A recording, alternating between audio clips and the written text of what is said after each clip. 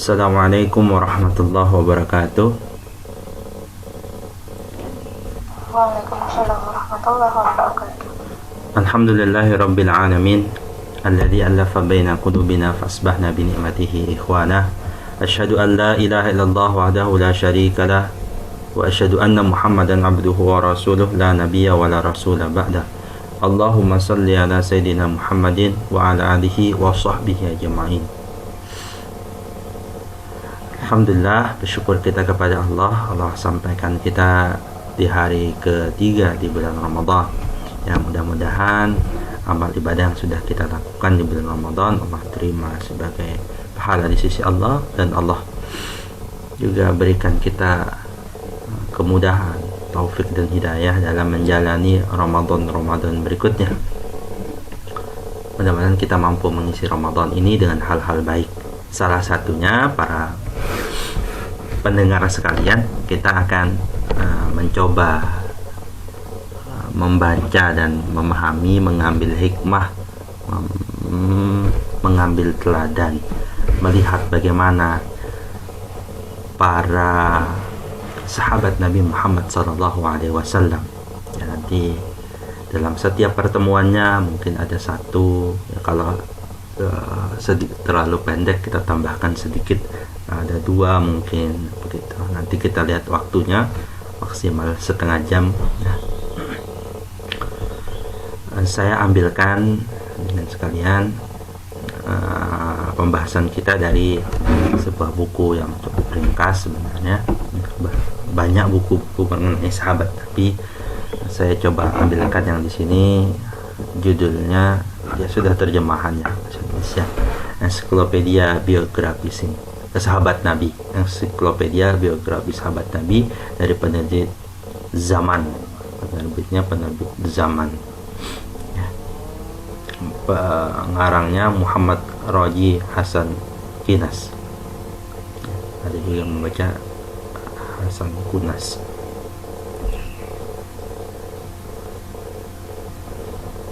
Ya, kalau bahasa aslinya Nafahat Atirah fi sirah sahabat Rasulullah sallallahu alaihi wasallam. Hadirin pendengar sekalian,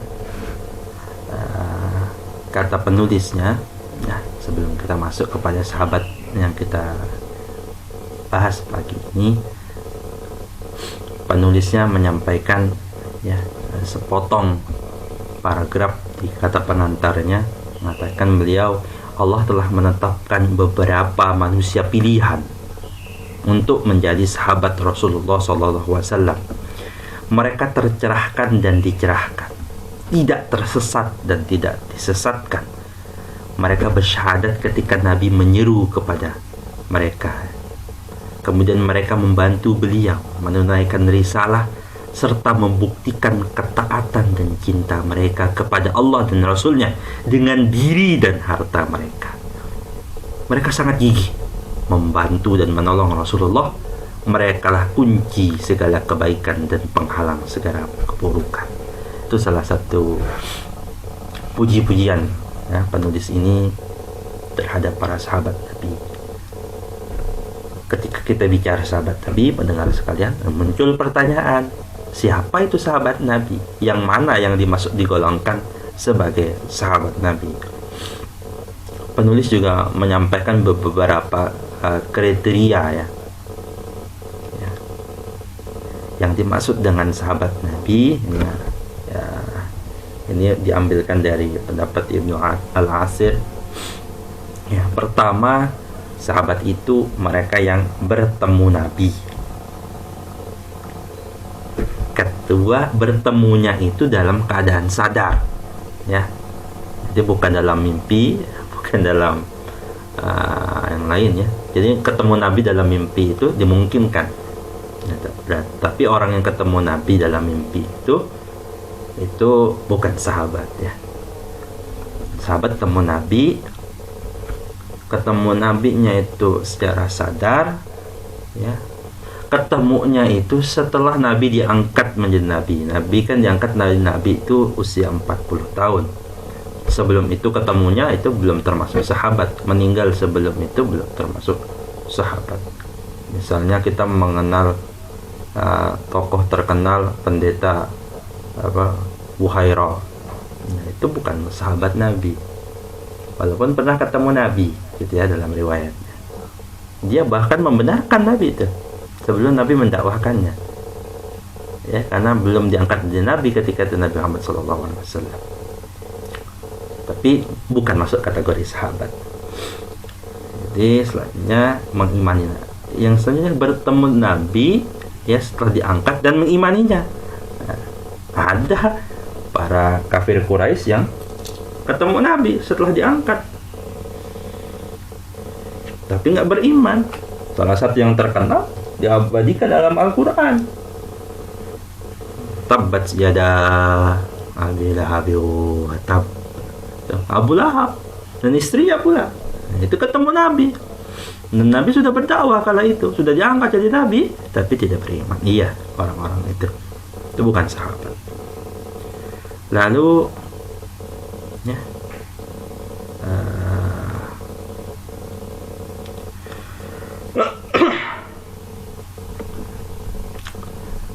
ketemunya itu dalam keadaan lama maupun singkat. Walaupun ketemunya cuma sekali, tapi beriman itu tetap ketemu.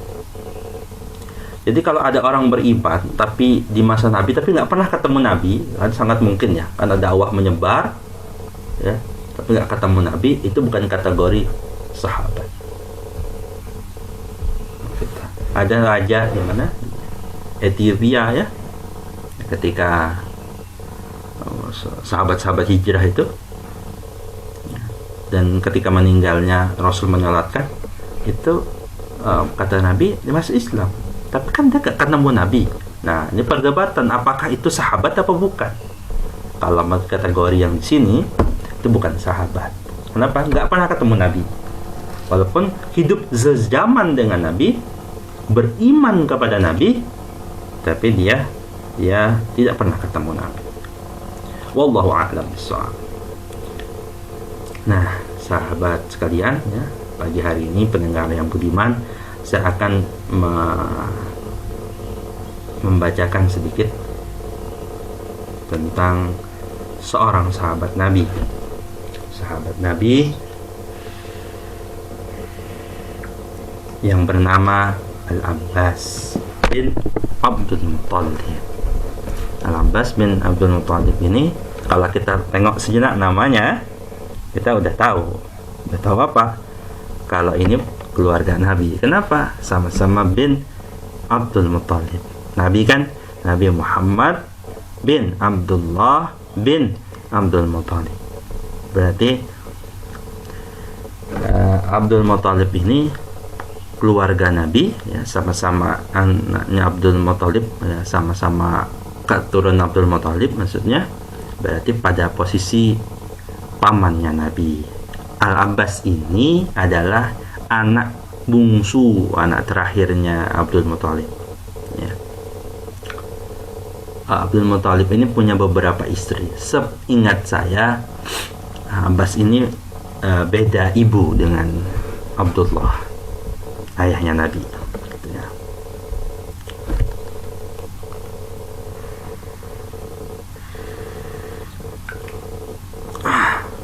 Jadi ibunya siapa namanya? Ibunya Al-Abbas ini namanya Nutailah. Itu dikenal, petulis menyampaikan, orang Arab, wanita Arab pertama yang menutupi Ka'bah dengan kiswah dari sutra. Kiswah itu yang kita lihat hitam-hitam di Ka'bah itu ya, kiswah ya. Ia melakukan itu karena memenuhi nazarnya.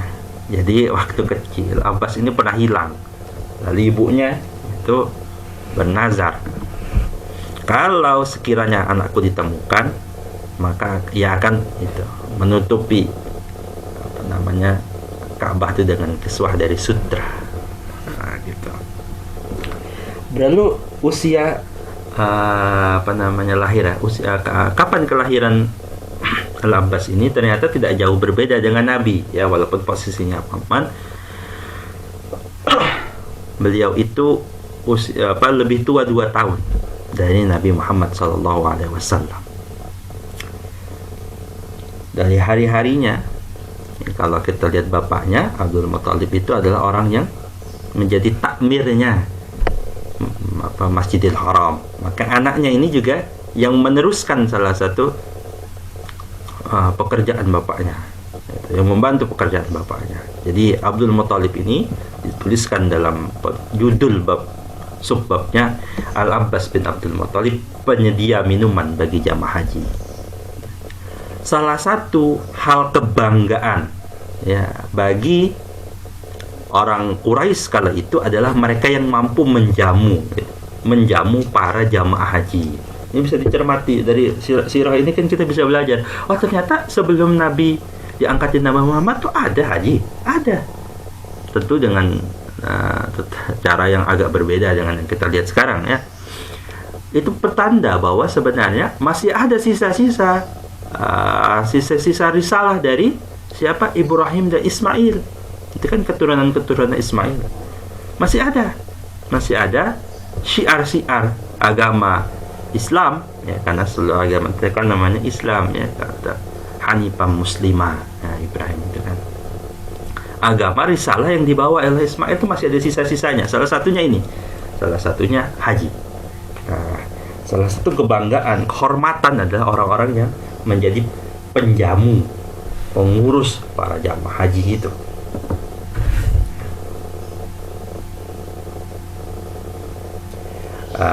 Sahabat sekalian, itulah Al-Abbas ini. Jadi di masa jahiliyahnya pun dia orang yang terhormat, orang yang terhormat, terpandang di kalangan kaumnya.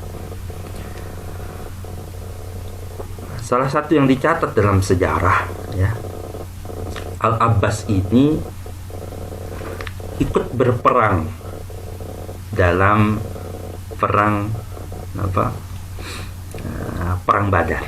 Kita mengenal ya, Perang Badar itu perang pertama dalam sejarah Nabi, yang diikuti ketika Nabi sudah berdakwah. Nah, yang unik Al-Abbas ini bukan ada di barisan kaum muslimin. Dia berada pada barisan kaum kafir Quraisy. Kenapa? Karena kerjaannya kan pertama ya, salah satu analisis para sahabat, kala itu Al-Abbas ya ada perdebatan apakah sudah beriman apa belum. Dia dekat dengan Nabi, tapi menurut salah satunya penulis di sini, kala itu Al-Abbas belum sepenuhnya beriman kepada Nabi. Yang kedua, Al-Abbas itu tinggalnya di Mekah. Kenapa? Karena dia pelayan jamaah haji. Seluruh orang yang di Mekah yang bisa berperang dulu diwajibkan, diperintahkan bareng-bareng para pemuka-pemuka Quraisy untuk berperang kala itu melawan kaum muslimin yang ada di Madinah. Kaum muslimin yang kala itu ya, yang bertemu di perang Badar. Nah, kala itu kata penulis bahwa ia tuh sangatlah terpaksa ikut itu, nggak enakan. Ikut kok dia nggak ikut. Oleh karena itu ketika itu Nabi Muhammad SAW sadar betul posisinya Abbas itu dan sedih. Bahkan Nabi itu gelisah, tidak dapat tidur, memikirkan keadaan pamannya. Dan Abbas itu kan di perang Badar yang menang kaum muslimin. Al-Abbas salah satu jadi tawanan perang ya kan? Pahaman Nabi tertawan perang. Nabi gelisah, nggak bisa tidur. Kata Nabi, aku tidak dapat tidur karena mendengar rintihan Al-Abbas. Sahabat itu mendekati Al-Abbas dan mengendorkan ikatan tali itu. Lalu Nabi, kenapa kau tak lagi mendengar rintihan Al-Abbas? Sahabat itu jawab, aku telah mengendurkan ikatannya. Rasulullah bersabda, lakukanlah kepada semua tawanan. Posisinya, walaupun Nabi itu memikirkan pamannya, namun Nabi tahu kalau itu posisinya sama, semuanya tawanan. Kalau pamannya Nabi dikendurkan ikatannya, maka yang lain juga berhak untuk yang sama. Nah, setelah perang inilah ketika ditebus ya, Al-Abbas itu ada pendapat yang menyampaikan kalau itulah ia masuk Islam. Setelah itulah masuk Islam. Ada juga mengatakan Ya, pendapat sebelumnya itu sebelum hijrah, berarti kan sebelum perang Badar, tapi dia sembunyikan keislamannya. Itu memang perbedaannya, karena dia tidak mendeklar, tidak menyebutkan langsung dia seorang muslim, jadi enggak banyak yang tahu. Nah, setelah beriman itu Nabi juga Al-Abbas ini juga ingin hijrah ke Madinah. Rasulullah menyampaikan, tempatmu itu di Makkah, itu lebih baik. Ya, di dalam riwayat juga Al-Abbas ini menjadi orang yang menyampaikan berita tentang Mekah. Apa yang sedang terjadi di Mekah, ada apa di Mekah gitu, yang menyampaikan kepada Nabi itu Al-Abbas. Kata Nabi, paman, tetaplah tinggal di tempat kau tinggal saat ini. Dan pamannya Nabi, ya, karena Allah akan menutup hijrah dengan dirimu sebagaimana dia menutup kenabian denganku. Makanya ada yang menyampaikan Al-Abbas ini adalah muhajir terakhir, orang yang berhijrah terakhir. Nah, maka di ujung-ujungnya Al-Abbas juga ke Madinah. Jika ia ikut dalam rombongan perang, ya, Fathul Makkah, ya, penaklukan kota Mekah.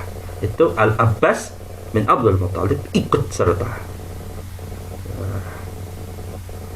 Jadi salah satu dalam fikih itu, ya, perintah hijrah itu sudah ditutup. Kapan ditutupnya? Ditutup dengan Al-Abbas. Ya, perintah hijrah pun selesai di situ. Jadi setelah itu tidak ada lagi hijrah dalam makna yang Makkah ke Madinah kata Nabi itu. Saudaraku pendengar sekalian, ya, salah satu yang dicatat dalam sirah juga bahwa Nabi itu sangat menghormati dan memuliakan pamannya. Kata Nabi, inilah Al-Abbas bin Abdul Muttalib, orang Quraisy paling dermawan dan paling menjaga hubungan. Nabi juga mengatakan, inilah Al-Abbas, orang yang tersisa dari leluhurku. Jadi kerabat dekat Nabi yang tersisa itu Al-Abbas.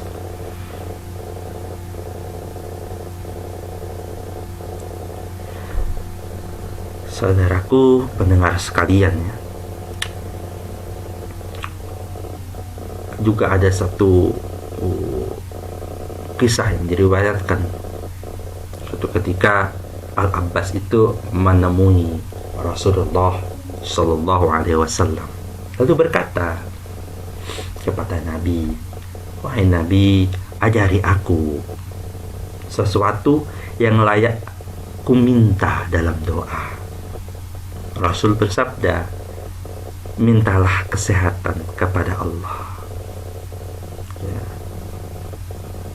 Lalu Nabi juga jawab, hai Abbas, wahai paman Rasulullah, mintalah kepada Allah kesehatan di dunia dan di akhirat.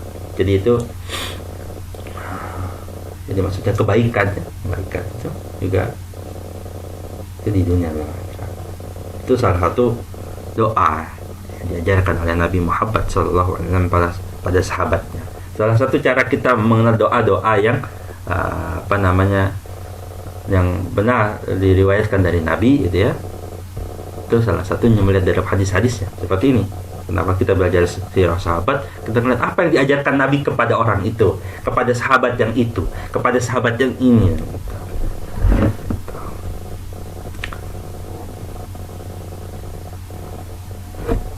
Pada riwayat yang lain ceritakan kemuliaan Abbas ini pada zaman Khalifah Umar, ya, itu ada kemarau panjang, paceklik. Kalau kita dengar kisah juga yang ada orang yang mencuri di zaman paceklik ini, lalu Umar tidak menerapkan potongan hukuman tangan itu dikala itu karena memang kondisinya sangat susah. Ya, itu nanti kita bahas di lain. Tapi di zaman itu diadakan doa sholat minta hujan, ya. Siapa yang dimintakan untuk memimpin doa kala itu? Siapa? Abbas bin Abdul Muttalib. Kata Umar, orang ini demi Allah adalah perantara kepada Allah. Gitu. ketika hujan turun, banyak orang menyentuh Al-Abbas sambil berkata, bahagialah engkau, wahai pemberi minum dua tanah haram. Pelayan dua tanah haram. Ya, dia beri minum. Jadi waktu itu di Mekah, Mekah, dan di Madinah juga turun air hujan itu. Beri minum dua tanah haram. Kalau kita lihat Raja Arab itu kan gelarnya itu Khadimul Haramain. Ya, pelayan dua tanah suci. Itu kebanggaan. Ya, jadi itulah riwayat-riwayat tentang Al-Abbas. Beliau orang-orang dermawan, ya, orang-orang yang disanjung oleh Nabi, terhormat dirinya. Ketika Nabi tiada juga posisinya terhormat, ya orang baik. Sungguh itulah kisah tentang Al-Abbas, wafatnya di Madinah. Pada hari kematiannya Khalifah Utsman, yang meninggal di masa Khalifah Utsman, ikut menyolati zananya, ya. Itu 2 tahun sebelum meninggalnya Utsman, pembunuhan Utsman itu. Usia meninggalnya Al-Abbas 88 tahun, dimakamkan di Baqi. Semoga Allah merahmatinya. Adalah Abbas bin Abdul Muttalib radhiyallahu anhu. Semoga Allah meridhoinya, merahmatinya, dan kita juga mampu meneladaninya. Mudah-mudahan bermanfaat. Saya mohon maaf kalau ada kesalahan kelapan kata. Al-haqqu min rabbika wa la takunanna minal mumtarin. Assalamualaikum warahmatullahi wabarakatuh. Waalaikumsalam.